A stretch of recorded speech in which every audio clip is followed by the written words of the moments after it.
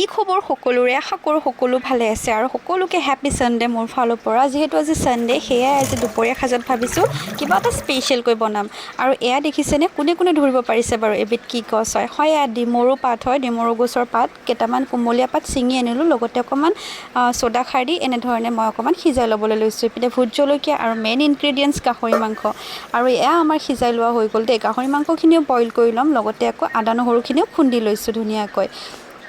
এয়া দেখিছেনে ডিমৰু পাতৰ যিখিনি ঠাৰি আছিলে অকণমান সেইখিনি মই পেলাই দিম দেই তাৰপিছতে আমাৰ গাহৰি মাংস বইল হৈ গৈছিলে আকৌ এয়া শুকান কেৰাহীখনতে গাহৰি মাংসকে পিচি দিলোঁ যিহেতু গাহৰিৰ পৰা যথেষ্ট পৰিমাণ তেল ওলায় সেয়ে মই আৰু এক্সট্ৰা তেল ইয়াত ব্যৱহাৰ কৰা নাই তাৰপিছতে দি দিছোঁ দুটা পিঁয়াজ কাটি লোৱা লগতে আদা নহৰুখিনি খুন্দি লোৱা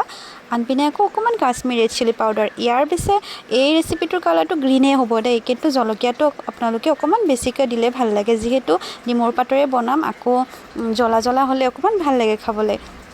ডিমৰু পাতখিনি দিয়াৰ পিছত সুন্দৰকৈ ভাজি ল'লোঁ তাৰপিছতে গৰম পানী দি দিছোঁ এয়াই পিনে কেইটামান জালুক খুন্দি লৈছোঁ দেই জালুক দিলে সোৱাদটো অকণমান বহুত বেছি ধুনীয়া হয় দেই আৰু গোন্ধটোও ভাল লাগে খাবলৈ পিছে এই ৰেচিপিটো আপোনালোকে আজিলৈ কোনে কোনে ট্ৰাই কৰিছে জনাব দেই একেবাৰে শেষত মই পিঠাগুড়ি 2 চামুচ দি দিছিলোঁ লগতে ভোট জলকীয়া দি দিছোঁ